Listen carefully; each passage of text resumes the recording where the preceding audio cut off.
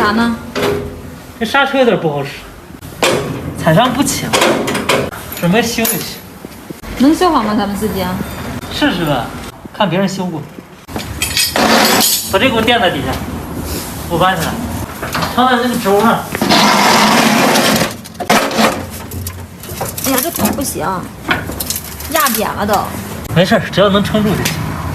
修理大师上线了。修车修不了，修个三轮再修不了，这哪行？三轮也挺复杂的呀，在我看来，这些东西都需要专业人士来解决。现在拆刹车，我一会儿还想把半轴拆下来，往轴承里上点油。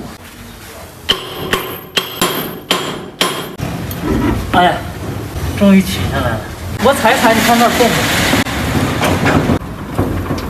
不？不行，不动。哪里的问题？这儿太锈了。锈住了啊？锈住了。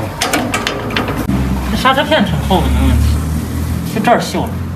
刹车就靠这个挤，这是刹住，这松开。对，太皱了啊！太皱了，这儿上点油。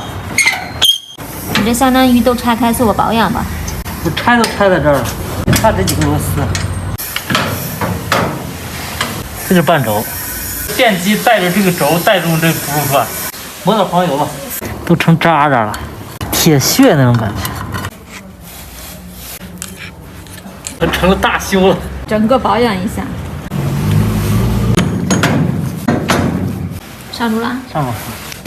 现在开始拧螺丝。这个位置螺丝不好拧。对，上不好上，下不好下。有专业工具也就分分秒秒的事儿，咱们这个得按个大活去干。刚才吱吱的，这会儿不响了，其实就差点油。这就可以了吗？可以了。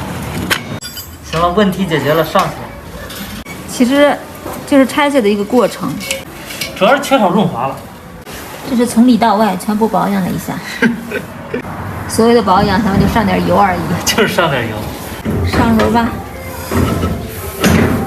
最后一步。好啦。好了。